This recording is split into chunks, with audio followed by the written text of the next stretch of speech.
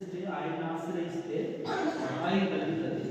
ఆయన ఆశ్రయించిన వారిని ఆయన ప్రోత్సహిస్తే దేవుడు కాదు, ఆయన సృష్టికర్త అయిన దేవుడిని మడిచి అన్నీ ఇచ్చే దేవుడిని జ్ఞాపకం చేసుకోకుండా ఇంకా వేరొకరిని, అంటే అక్కడ ఫలానా అని కాదు, వేరొకరు అంటే ముందు దేవుని దగ్గరికి రాకుండా నువ్వు ఎవరిని ఆశ్రయించినా కొని తెచ్చుకుంటావు. అంటే ఏంటి అవి శ్రమ వస్తుందట్లేదు, విస్తరించేస్తే చెప్తుంది. విస్తరించడం ఎక్కువైపోతాయి, ఏమైపోతాయి.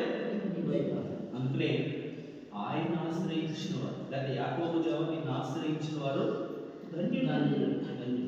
ఆయన ఆశ్రయిస్తే నీకు సహాయం కలుగుతుంది. ఆయన ఆశ్రయించకుండా ఇతరత్ర వేరేగా ప్రయత్నాలు చేసి వేరొక వ్యక్తుల్ని లేకపోతే వేరొక సహాయాన్ని ఆశ్రయిస్తే కనుక శ్రమలు విస్తరిస్తాయని తెలియజేస్తున్నట్టు తన దేవుని మీద ఉన్న అనుభవంతో ఆయన ఆశ్రయించి పొందుకున్న మేలులతో ఈ కావ్యాన్ని రాస్తూ ఆ విలువైన మాట తెలియజేస్తున్న దావీదు 6వ వచనంలో మరొక మాట చెప్తున్నాడు. మనోహర స్థలంలో నాకు పాలు ప్రాప్తించెను, శ్రేష్టమైన స్వాస్థ్యం నాకు కలిగింది. ఎక్కడంట? అంటే ఆయన కలిగి ఉన్న ఆ సింహాసనాన్ని బట్టి, నివసిస్తున్న కోటను బట్టి కాదు, మనోహరమైన స్థలంలో దేవుడు ఉండే మనోహరుడు ఆయన. ఆ మనోహరుడు ఉండే స్థలంలో నాకు కూడా ఏమొచ్చింది, నాకు కూడా పాలు పంపిస్తున్నాయి. నేను నాకు కూడా స్థానం. ఒకవేళ ఈ భూమి మీద కలిగిన కోటను బట్టి లేదా రాజకీయాలను బట్టి అయితే దాని ఒక పర్యాయం ఏమంటాడు తెలుసా? దేవుడి మీద ఉన్న ప్రేమ ఏమంటాడంటే, నీ మందసం అయితే ఎండకు ఎండి వానకు తడుస్తూ ఉంది, ఆ ఎండకు ఎండి వానకు తడిచి గొర్రెలతో ఉన్న నన్ను ఈ పరంజీ వేసిన లేకపోతే కోటలు కలిగిన అంతఃపురంలో నడిపించావు అని తనను తాను తగ్గించుకుంటూ దేవుని ఉన్నతమైన ఔన్నత్యాన్ని గుర్తు చేసుకుంటూ దేవుని మీద ప్రేమను తెలియజేసుకుంటాడు. ఆ భావంతో ఉన్నదాన్ని బట్టి నాకున్న స్థితి మంచిది, నాకు ఇచ్చాడు, ఈ పాలు భాగస్వామ్యం చేశాడని ఆ కోటలో ఉన్న స్థితిని కాదు గుర్తు చేసుకుంది. మనోహరమైన దేవుని ఎదుట ఆ స్థితిలో నాకు కూడా బాగుంది. అంటే దావీదు విశ్వాసం ఏంటి? నేను వెళ్ళకపోయినా అక్కడ మనోహరమైన స్థలంలో నేను నాకు బాగుంది, నాకు బాగుంది, నాకు అక్కడ స్వాస్థ్యం ఉంది అని చెప్పగలిగే స్థితి ఆ మాటతో చెప్తున్నాడు. 6వ వచనం. ఇక 8వ వచనం.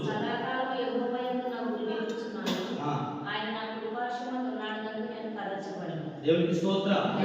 ఎప్పుడెప్పుడంట అంటే నేను ఎప్పటి వరకు ఉంటే అప్పటి వరకు కూడా ఆ కాలం అంతా, ఆ జీవితం అంతా కూడా నా గురి ఎవరు, నా గమ్యం ఎవరు, నా సహాయం ఎవరు అంటే ఇంకా ఈ మాటలు చెప్పేది నీలా నాన్న సామాన్యమైన వ్యక్తి కాదు.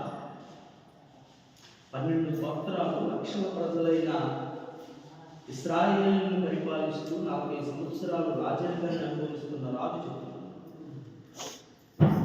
ఎవరు చెప్తున్నారు? అన్ని భోగాలు కలిగిన రాజు చెప్తున్నారు. రాజుగా ఉన్నా లేకపోతే స్థితిగతులు ఉన్నా, ఏమున్నా లేకపోయినా నా గురి ఆయన నిలిపి ఉన్నాను అని చెప్తున్నాను.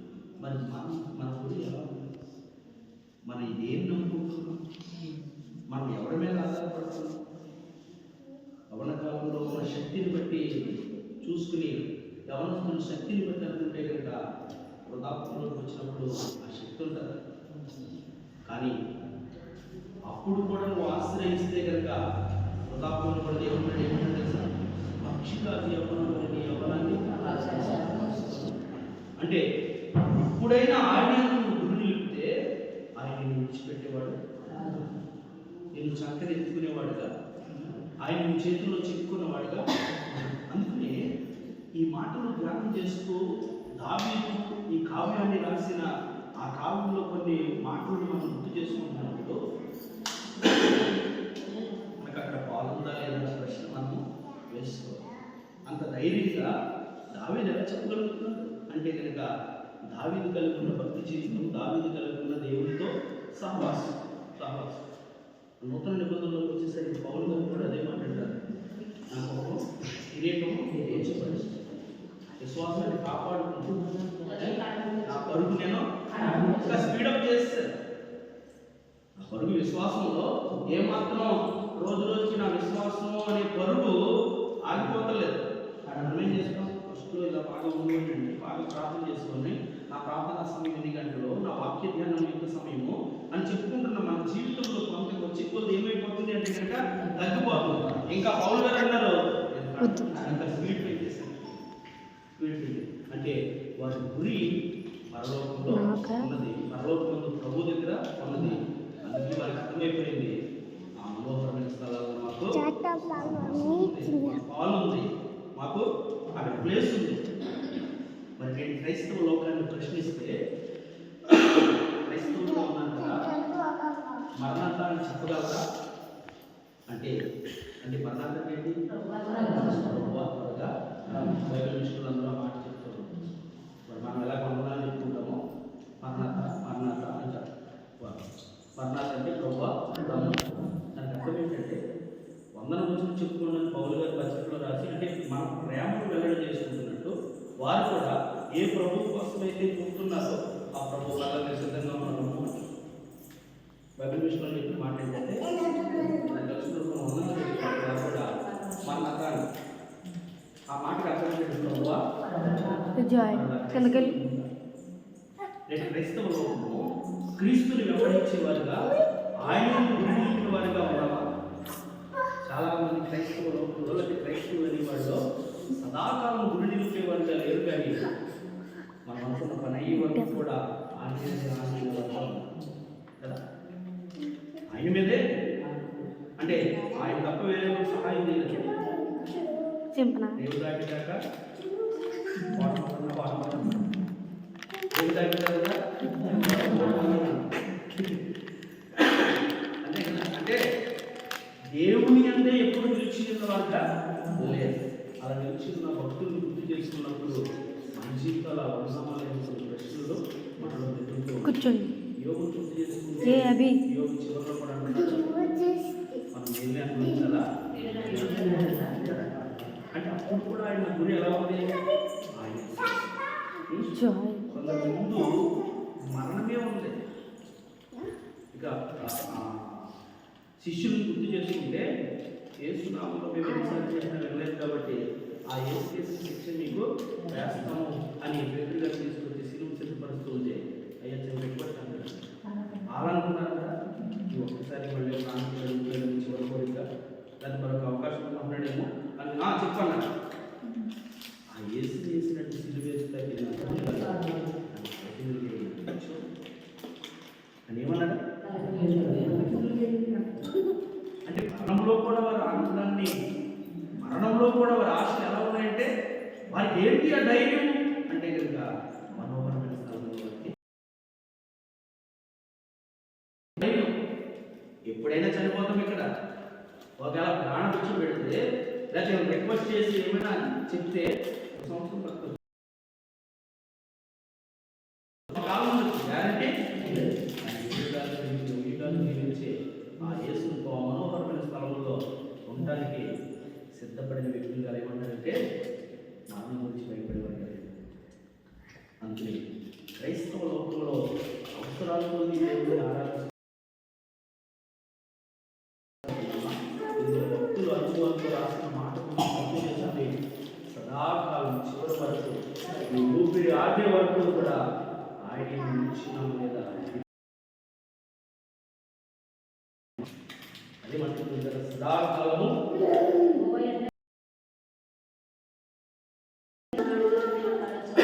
అంటే మీ గురి ఆయన ముందు నిలిపించే కనుక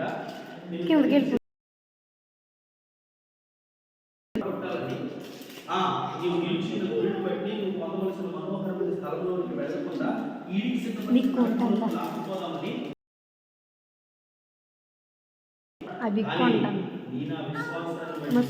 చెప్తున్న విశ్వాసాన్ని బట్టి కొండ అలాంటి విశ్వాసం ఆలోచించకుండా ఏ దుస్తులు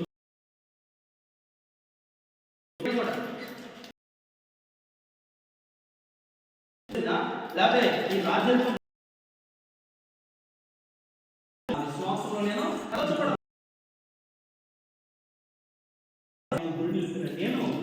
ఏ అభి అని చెప్పి కింద మాట నా శరీరం తప్పు. అందువలన నా హృదయం సంతోషించుచున్నది, నా ఆత్మ హర్షించుచున్నది. ఏం చేస్తుందంట? హృదయం సంతోషించుచున్నది, ఆత్మ హర్షించుచున్నది. ప్రార్థన చేస్తే మనం ఏమనుకుంటాం? లేట్ అయితే ఏమంటాడో యజమాని కింద కట్టుకోండి.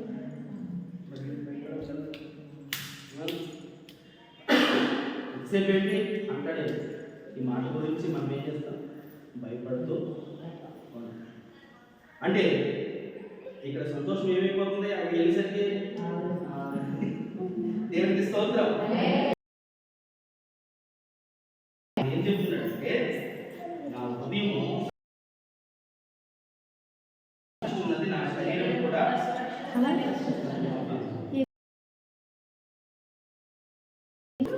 ఆరోగ్యం ఇచ్చేవాడు కదా.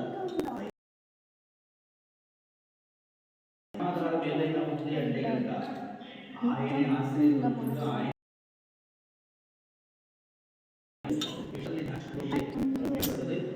ఆయన చుట్టూ ఉన్న వాతావరణంలో కూడా నన్ను నా శరీరాన్ని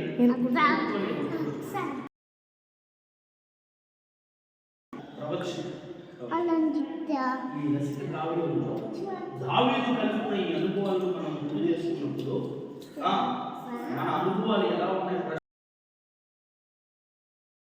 మనం ఎల్లప్పుడూ ఆయన్ని ఆశ్రయిస్తున్నామా? వేరొక వాటిని వేరొకరిని వేరొకరు నమ్ముకుని. రెండవదిగా ఇక్కడ వెడలిపోతే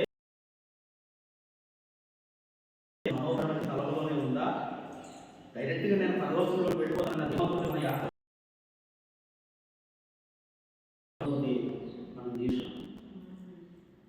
మూడవదిగా ఈ భూమి మీద మన గురి కాలం వరకు ఉంటుంది. సదాకాలం ఆయన వైపు గురించేవారిగా తీర్మానంతో ఉన్నామా, లేకపోతే అవసరాల కోసం ఆయన వైపు చూసేవారిగా ఉన్నామా అని ప్రశ్నించుకో. ఒక రెండు మాటలు చెప్పేసి నేను వాక్యాన్ని తీసుకుంటాను. ఇవన్నీ కూడా మనం కలిగి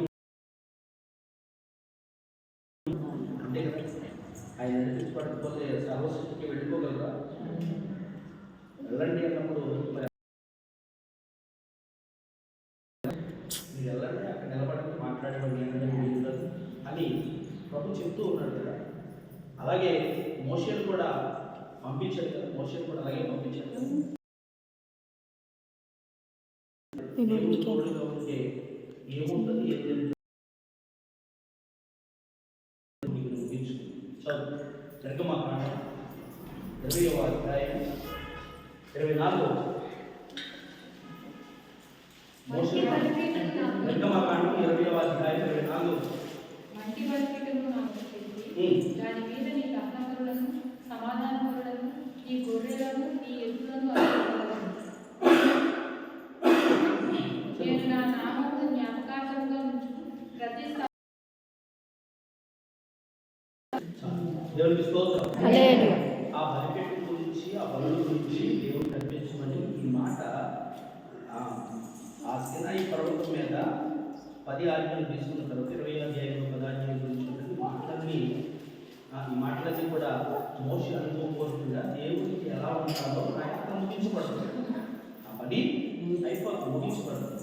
అందుకనే దేవునికి అర్పణలు బలులు అర్పించే వారికి దేవునికి ఇష్టలుగా మీరు ఉంటే కనుక ఆ చివరి మాట ఏం చెప్తారంటే ప్రతి స్థలం నుంచి ప్రతి స్థలంలోనూ నీ అర్థం వచ్చి నేను ఆశీర్వదించాను. అంటే ఎక్కడైనా ప్రతి స్థలంలో అపాయకరమైన స్థలంలో, సురక్షితమైన స్థలంలో, హాని కలిగే ప్రదేశంలో క్షేమంగా ఉన్నాను. అన్ని విషయాలు నువ్వు ఎక్కడికి వెళ్ళినా అదే దావీదు అంటున్నాడు కదా. దావీదు ఎరిగిన వాడిగా నా తప్పులు తప్పించుకోవడానికి, నీ ముందు తప్పించుకోవడానికి ఎక్కడికి వెళ్తాను?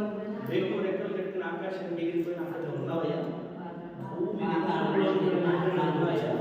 నీకు వేరే చోటు లేదు, నీకు పొరగా నేను ఉండలేము అని చెప్తున్నాడు. అందుకనే మనం ఎక్కడున్నా ఎక్కడికి వెళ్ళినా అభయమిస్తున్న మాట ఏమిటి అంటే కనుక ప్రతి స్థలంలో ఆయన వచ్చి వట్టిగా విడిచిపెడతానికి లేదు, ఆశీర్వదిస్తాను.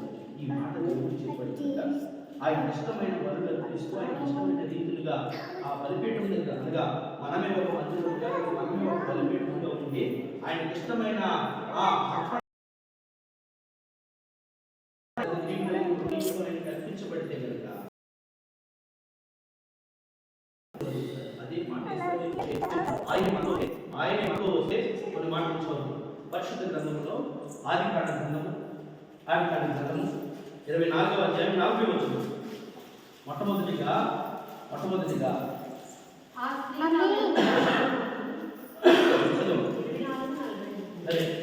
అనుభవపూర్వకంగా ఒక మాట చెప్తున్నాడు. ప్రతి స్థలంలో ఆయన వచ్చి మిమ్మల్ని ఆశీర్వదిస్తారని చెప్తున్నాడు. అలాగే ఈ అబ్రహాము కూడా నేను నీకు అప్పచెప్పిన పని ఈ కార్యాన్ని అంటే ఈ రెండు విషయాల్లో నేర్చుకోవాల్సింది ఏంటి అంటే కనుక మనం కార్యం తలపెడితే మనం ఏదైనా అనుకుంటే మొట్టమొదటిగా దేవుడు మనతోటే ఉంటే మనతో ప్రార్థనాపూర్వక ఎలియాజరు ప్రయాణించిన ప్రయాణంలో మరలా ఆ బావి దగ్గర నుంచి చేసుకున్న ప్రార్థనలో దేవుడు నా యజమాని అడ్డుపోయేది నా సందర్భాన్ని బట్టి నేను గ్రహించి ఉన్నాను, నా ప్రార్థన దేవుడు ఆలోచించిన అనుకుంటేగా జరిగింది. అతను ఏమన్నది, ఏ చిన్న దగ్గర వచ్చి నీకు మాత్రమే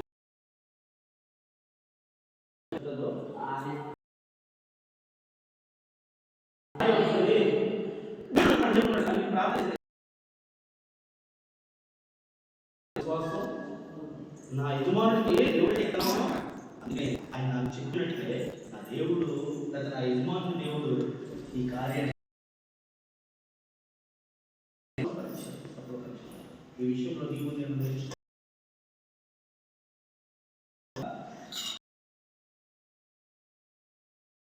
మనము తలపెట్టిన ప్రతి ఆయన మనతో ఉంటే చెప్పి ఎలియాజు పంపించినప్పుడు ఎలియాజు మన కార్యాలు కూడా పరిచేవాడిగా నేను వివరించి చెప్పడం చాలా సందర్భాలు ఉన్నాయి.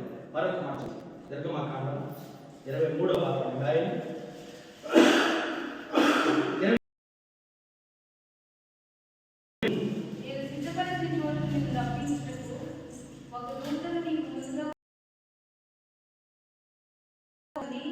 ఆయన మాట వినవలెను.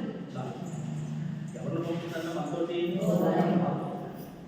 దూతలు మనకి కూడా ఏం చేస్తారంట పంపిస్తున్నారు. ధ్యానం చేస్తే ఆ దూత గురించి చాలా సందర్భాలు ఉంటాయి. మనిషి కూడా ప్రార్థన చేస్తూ మమ్మీలో చెప్తున్న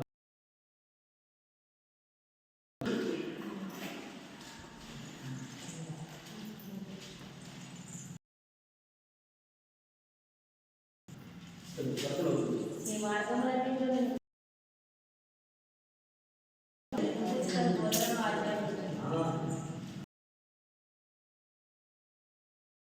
ఏం చెప్పినట్టయినా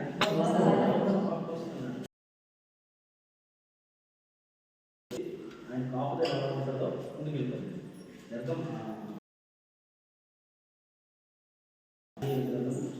3వ అధ్యాయం 38వ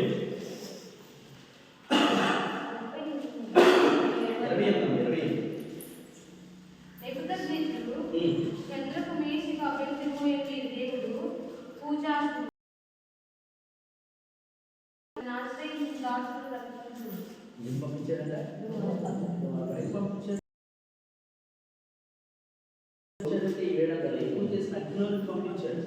ఏమంటాడు, నేను వేసిన ముగ్గురు కదా ఆగు వ్యక్తి నా కళ్ళు కనబడి నా కళ్ళు బయట తీసుకెళ్తా అంటున్నాడు. బయటకు వచ్చినప్పుడు ముగ్గురే కదా, లోపలికి వేసినప్పుడు ముగ్గురే కదా. ఏంటి అంటే కనుక ఆ దోత దేవుని దోత అంటే ప్రతి స్థలంలో చెప్పిన దేవుడు శ్రమలనే అగ్నిలో కూడా మొట్టమొదటిగా మనం ధ్యానం చేస్తున్న నేటి ఉదయకాల ఆ వాక్య ధ్యానంలో దేవుడు మనతోటే ఉన్నాడు అని నమ్మితే కనుక ఆ దేవుడు ఏం చెప్తున్నాడు తెలుసా? నీ కార్యాలు సఫలపరుస్తానని చెప్పాడు. మొట్టమొదటి నువ్వు తలపెట్టిన కార్యాలు సఫలపరుస్తాను అంటున్నాడు. రెండవది ఏం చెప్తున్నాడు తెలుసా? ప్రతి స్థలంలో నీవు వెళ్ళినప్పుడు ఆయన పోతున్న నీకు తోడుగా పంపిస్తానంట. ఆయన నీకు తోడుగా ఉంటానని పంపిస్తాను.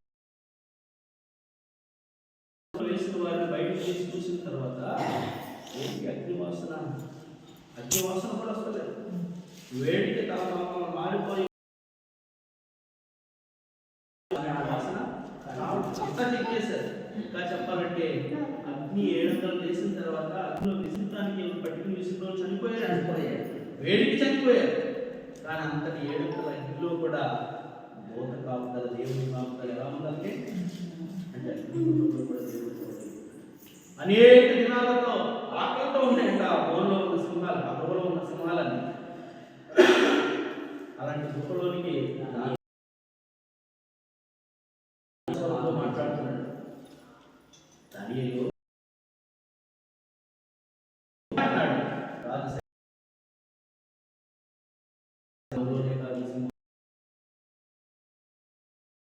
పంపించి కాపుదలించాడు. తర్వాత ఆ మాట చదివితే ఎవరైతే దాని సంపాదించాలని ఆలోచనలో వారి కుటుంబాలను ఇలా పైనుంచి అభివృద్ధి చెందికేస్తూ ఉంటే ఎముకలు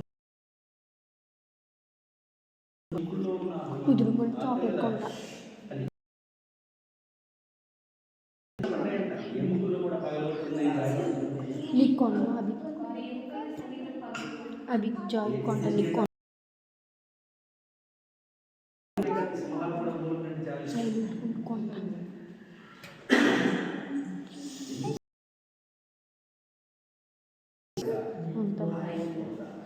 మొట్టమొదటిగా కార్యాలు సఫలపరిచే దేవుడు ఆయన.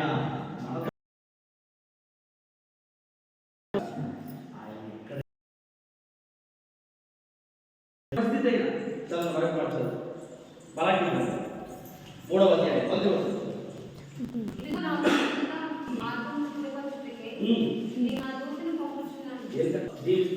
జీవిస్తున్నారు కదా. ఆమె ఏ ప్రాసెస్ ఉంది? 1 లక్ష 2 లక్షలు ఉండదు, ఏదో వాహనం ఉంటుంది, ఏదో బతుకుతామంటే కనుక దాని డ్యూటీలని, దాని హామీలని ఎన్ని ప్రాసెస్లు పెడతారు బ్యాంక్ కదా. ఎందుకు అంటే మార్గము సరళం అవ్వదు, ఏదో ఇబ్బంది. ఇప్పుడు బయట దేశంలో వెళ్ళాలంటే కనుక వాళ్ళకి ఎన్నో జబ్బులు ఉంటాయి అక్కడ. దాని వ్యక్తికి ఆ మెడికల్లో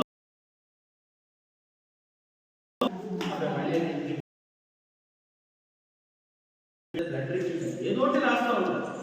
అక్కడ ఉన్న వాళ్ళు అంటే ఆ గోళ్ళు ఉంటాయి. ఎప్పుడు కూడా అది ఇప్పుడు కప్పలు కన్నట్టు మందులు మిగుతూనే ఉంటారు కదా. ఈ మార్గానికి ఇన్ని ఆటంకాలు ఉన్నప్పుడు మలాకి గ్రంథం కూడా దేవుడు అనుకోవచ్చు ఏం చెప్తుంది తెలుసా? ఈ మార్గాన్ని అంతా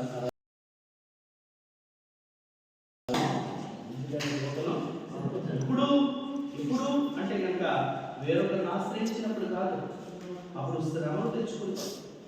యెహోవాను ఆశ్రయించి మొట్టమొదటిగా ఈ కార్యాలు సఫలపరుస్తాడు. రెండవదిగా ఇంటికి తోడుగా పోతను. 3వ అధ్యాయం 9వ వచనం.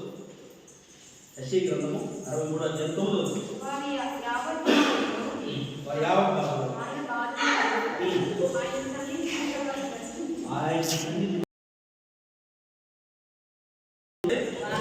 चॉकलेट బాధపడేవాడుగా ఉన్న దేవుడు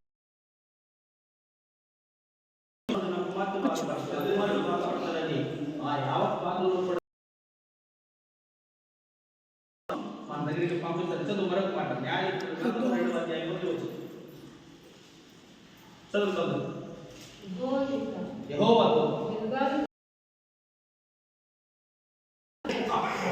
ఆలోచన చేస్తే యెహోవా దూత ప్రయాణంలోనే కాదు, ముగింపులోనే కాదు, ముగింపు వరకు కూడా ఉండాలని ఆ మాట నాకు తెలియలేదు. మధ్యలో విడిచిపెట్టేది ఆయన. అవసరమైతే ఇష్టం లేని కూరని బాధ్యత చేసి కూడా ఉన్నాడు మధ్యలో. అవే వస్తున్నట్టు నాతో శ్యామగా ఉండలేదని మధ్యలో వదిలేసి దూరం వెళ్ళిపోయేవారు ఉన్నారు. తల్లిదండ్రులు నచ్చలేదని వారిని అనాథాశ్రమంలో విడిచిపెట్టేసేవారు ఉన్నారు. కానీ నీ నా జీవిత ప్రయాణంలో ప్రారంభం మొదలు ముగింపు వరకు కూడా ఆయన ఇస్తే కనుక ఆయన పోత నీ ముగింపు వరకు కూడా తోడుగా ఉంటున్న మనము ఆ ప్రయాణం గురించి పంపించిన దూత గురించి జ్ఞాపకం చేసుకోవచ్చు. 12వ అధ్యాయం 8వ వచనం.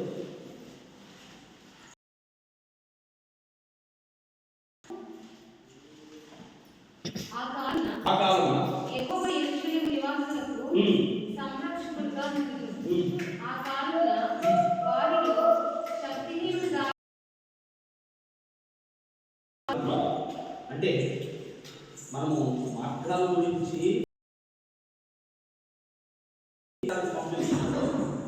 ప్రాంతం గురించి కూడా మాట్లాడుతున్నాం. ఆ కాలం అంటే శ్రేష్ట ఇచ్చే కాలంలోకి మనం వచ్చేసి ఇంకా చెప్పాలి. కాలంలో వైరస్లు ఇస్తే ఇదివరకే ఇంగ్లీష్ ముసురెట్టేసింది.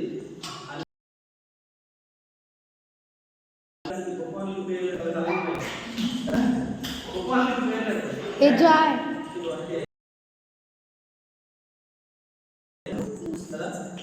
ఇప్పుడు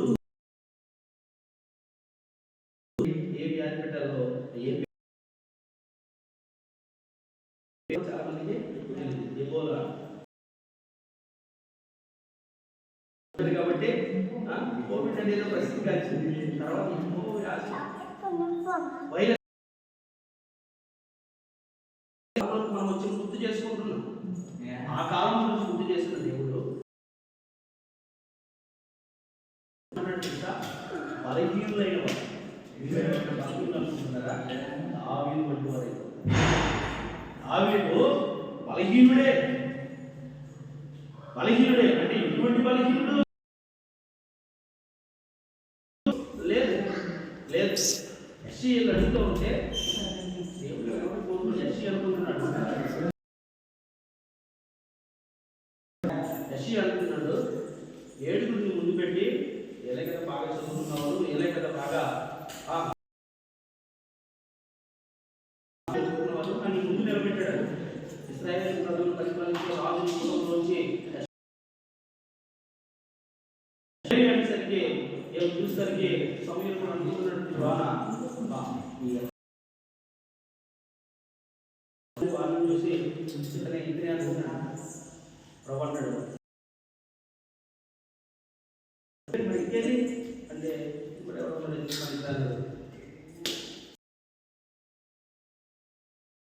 గొర్రెలను వెళ్తారని ఆరాధన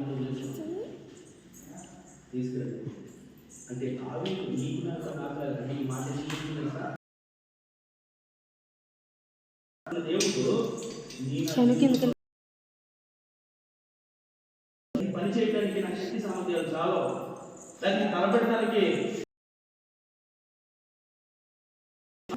దేవుడు దావీదు అంత శక్తివంతురాలు దావీదు అంత ఇష్టడుగా మార్తాన్ని చదువు దావీదు సంతతి వారు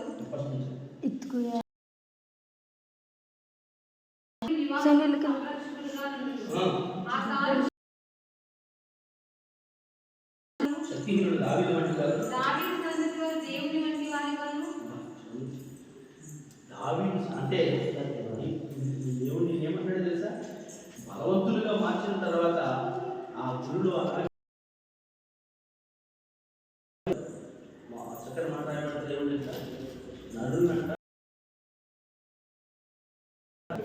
కొంచెం తక్కువ ఇంకా చెప్పాలంటే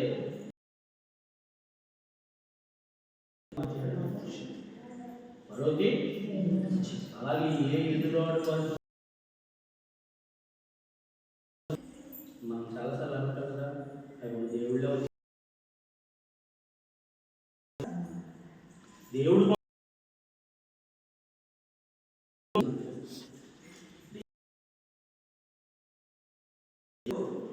నిన్నే ఒక దేవుడు ఈ ప్రాంతంలో ఈ కాలం అంతటి గొప్ప వ్యక్తిగా దేవుడిని మార్చేస్తాడు. దావీదు వంటి బలవంతులుగాను లేకపోతే దావీదు సంతతి వారిగా మారిన చెప్తున్నాడు. ఎప్పుడు అంటే కనుక ఆయన వైపు గురిడికి సదా ఆశ్రయించి ఉన్నప్పుడు. రెండవది కానీ దేవుడుగా నూతన నీ జీవిత ప్రయాణం తప్పించడానికి గమ్యం దేవుని వైపు గురి కాబట్టి, నువ్వు నిలిచి ఉన్నది ఆయన దగ్గర కాబట్టి నీకు ఎటువంటి హాని అపాయం ఏ హాని కలగకుండా దాటించడానికి దూతలు నీకు తోడుగా ముగిస్తాను. చదువు నిర్గమకాండం 23వ అధ్యాయంలోనే 23వ అధ్యాయం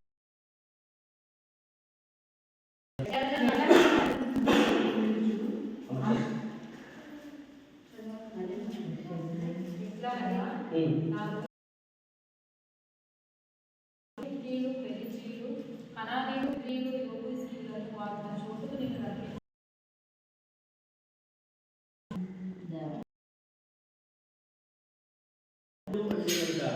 మొత్తం బాగా చదువుని చెప్పి మాటలు అర్థమవుతుంది.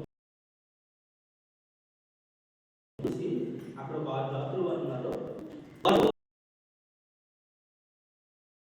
హిత్తీయులు, గిర్గాషీయులు, చదువు 6 జాతులు వారు, అమోరీయులు, మోయాబీలు,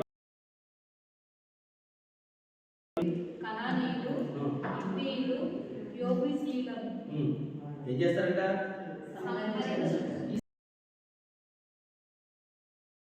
వారిని ఎవరు అంటే కనుక నీవు అనుభవించవలసిన దానికి అనుభవిస్తున్నవారు అంటే అది నీది కనుక నీ అడ్డుగా ఆక్రమించిన వారిగా నీది అనుభవిస్తున్న వారిగా ఉన్న వారిని తీసేసి నీకు ఏమిస్తున్నట్టు మూడోదిగా విజయం. మూడోదిగా నీకు విజయం ఇస్తాడు. ఋషువతో మాట చెప్పింది కూడా ఏం చేస్తారన్నాడు? సంహరిస్తాడు. సంహరిస్తాడు. 8వ వచనం నుంచి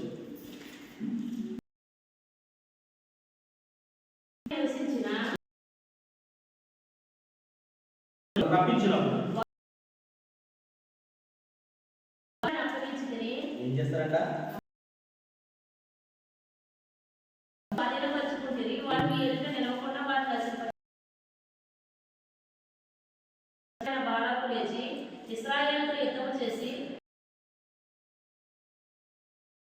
అంటే ఎన్నో చేశారు. అసలు అవసరమైతే దేవుని ప్రవక్త అయిన బిలామ ప్రవక్తనే తీసుకొచ్చి మనం ధ్యాని తోడుగా ఉంటే మనకు విజయం ఇస్తాడు. మొట్టమొదటిగా దేవుడే తోడుగా ఉంటే మనతో ఉంటే అప్పులోకి వచ్చేసరికి ఏం చెప్తున్నాడంటే మీరు బలులు అర్పిస్తూ దేవుడికి ఇష్టలుగా పాటలు చెప్తున్నాను. ప్రతి స్థలంలోనికి ఆయన వచ్చి మిమ్మల్ని మనం చదువుకున్న ఉత్తర ప్రత్యుత్తర సంకీర్తనలో దావీదు రాసిన ఆ రసిక కావ్యమైన 16 ఆయన నిలిచున్నాడు కాబట్టి ఆయన్ని అనుసరించకపోతే శ్రమలు వచ్చింది. ఆయన ఎందుకు నిలిచి ఉన్నావు కనుక నీకేం చేస్తానంటున్నాడు అంటే మొట్టమొదటిగా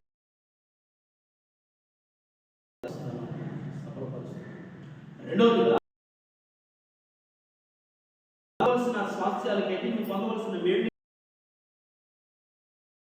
మనోహరమైన స్థలంలో రాళ్ళు పాపించే వరకు పొందుకునే వరకు కూడా ఈ భూమి మీద నీకు అడ్డు దూరపరుస్తా. ఎప్పుడు మూడవదిగా ఆయన దేవుని వీరందరూ తీసివేసేసి యుద్ధంలో విజయం ఇచ్చి వారందరూ అనుభవించే స్వాస్థ్యాలు ఇశ్రాయేలు ప్రజలకు దేవుడు చేశాడు. నీవు నేను వాక్యం చెప్తుంది, మనం పోరాడిన శరీరంతో కాదు కానీ సంబంధం లోకనాథులతోనూ పురాతన సమూహంతోనూ మనం ఏం చేస్తున్నాం? పోరాడుతున్నాం. నీకు నాకు పన్నాగ పరుస్తున్నాడు, వాడు ప్రయత్నిస్తూ ఉన్నాడు. ఈ ప్రయాణంలో దేవుడు మనకు తోడుగా ఉంటే అటువంటి వాటి ఆ దేవుడు ఇదో ఈ రాకడ సమయంలో విజయము ఇస్తాడు. ఎప్పుడు అంటే కనుక ఆయన మనకు తోడుగా ఉండాలి. అంటే సాధారణ ఆయన విలువగా, అలా కాకుండా ఆయన్ని ఆశ్రయించకుండా వాక్యము ద్వారా దేవుడే చెప్తున్నాడు, నన్ను ఆశ్రయించు, యెహోవాను ఆశ్రయించుగా వేరొకరిని ఆశ్రయించిన వారికి నీవు విస్తరించవలసిన స్వాస్థ్యాలు బదులు, నీవు అనుభవించవలసిన సంతోషం బదులు, నీకు విస్తరించవలసిన విజయాలు బదులు వేరొకరిని ఆశ్రయించిన కారణాన్ని బట్టి, వేరొకరి ఎదురికి వెళ్ళిపోయిన ఆ ఆలోచన బట్టి నీకు సంతోషం. అలా కాకుండా దేవుడే మీకు తోడుగా ఉంటే కనుక ఆయన దూతను పంపించి ప్రతికూలతను మార్గాలను సరళం చేస్తాడు. దేవుడే